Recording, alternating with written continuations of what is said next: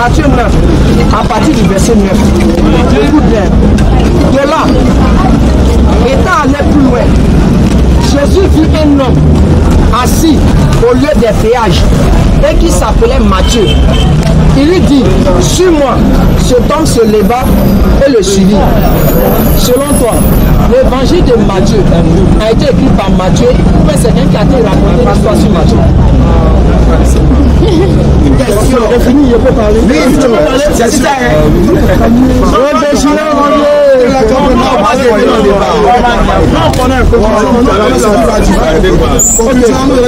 Je réponds. Voilà, ça c'est ce qu'on appelle l'islam. C'est ce qu'on appelle l'islam.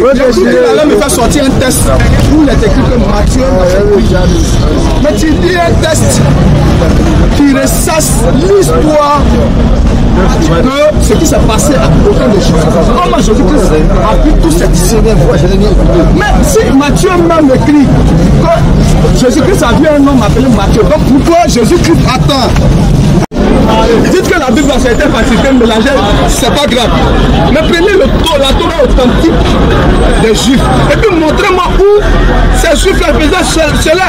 Quand il te dit cela, tu sors du fil le débat pour aller dans le fait que l'écriture même de la Bible, il y a ce qu'on appelle l'histoire de la Bible. Donc voilà, c'est la thèse qui est sortie ici. Je suis d'accord avec toi. L'histoire de la Bible dont tu parles là, c'est vrai. Comment est-ce que, puisque c'est les choses anciennes, comment est-ce que les différentes têtes de l'île publique ont été réunies et puis ils ont fait de cela, tu vois, c'est pas un débat dans un débat.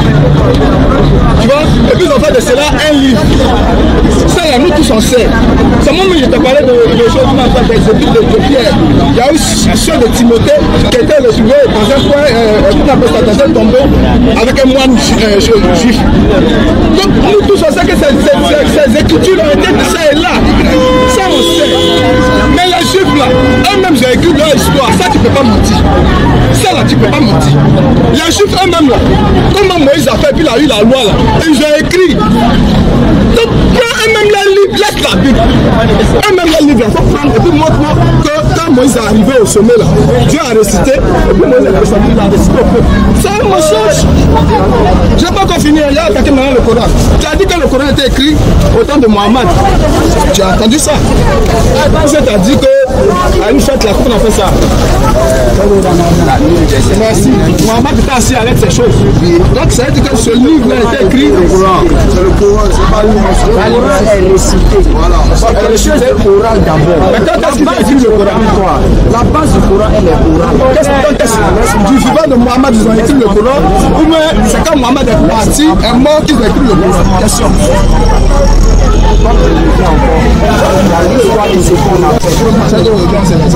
On va doucement. C'est reconnu de tous. Lorsque Mohammed mémorisait les versets du Saint-Coran, l'histoire de la tradition était claire pour dire quoi?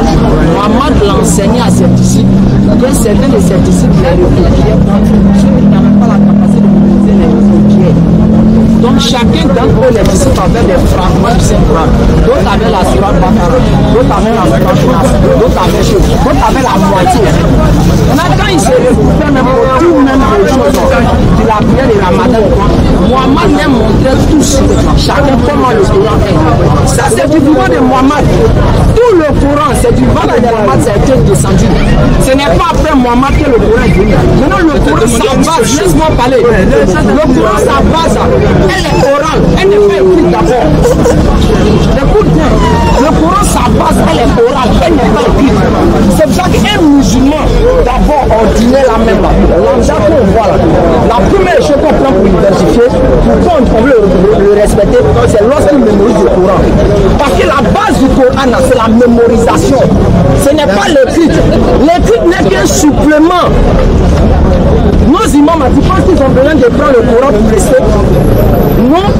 La grande méthode, c'est déjà dans les têtes. Ils Ils n'ont pas besoin d'écrit, ça soit écrit comme peut-être la Bible. Donc la base du Coran, c'est l'oral. L'écrit n'est qu'un supplément pour perpétuer, puisqu'on écrit, ça perpétue l'histoire. C'est tout. Sinon, pour dire que non, c'est pas écrit du 20 mois. Du 20 mois, tout le Coran était déjà là. Les disciples, chacun d'entre eux avait déjà mémorisé. Chacun d'entre eux avait déjà mémorisé. C'est pas le cas de la Bible. Maintenant, je reviens sur Jérémie, ce que tu as dit. Le gars va faire preuve de malhonnêteté. Que non, Simon peut écrire l'histoire et puis il va se mettre en viol. Petit, tu as lu et puis tu as médit des choses. Je prends un élève, il n'y a même pas, si c'est nous deux là, tu as cherché à mentir. Il faut me lire ça. On dit ce passage là, c'est Matthieu qui a écrit. Vous tous écoutez, on dit l'évangile de Matthieu, c'est Matthieu qui a écrit. Matthieu 9, verset 9. On dit quoi? Calmez-vous, écoutez.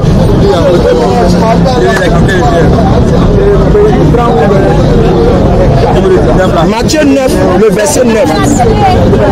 On va déchirer. On dit, de là étant. Hey, petit, faut, si tu n'as pas grosse voix, faut dans quelqu'un grosse voix. Qui a une bonne voix même?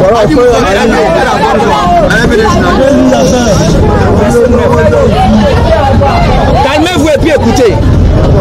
De là était allé plus loin. De là est allé plus loin.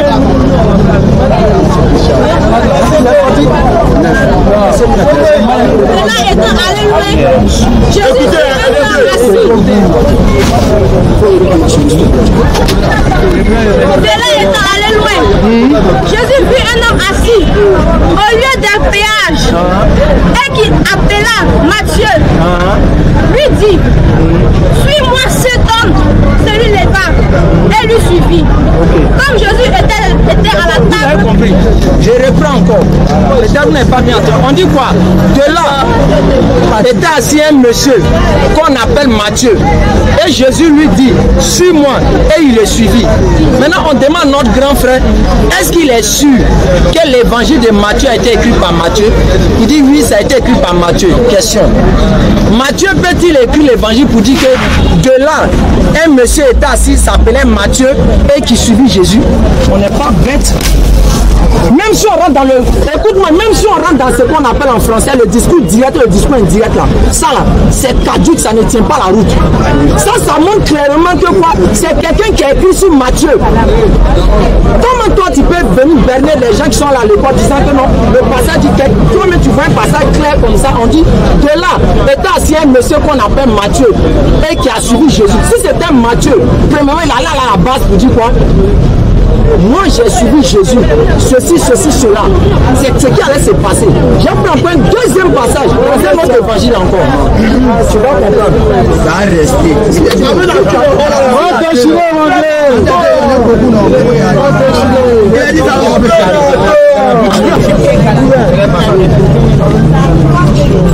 À la fin ici. Oui. C'est ce témoignage. C'est ce disciple de ces choses. Oui. Et qu'il les a écrits.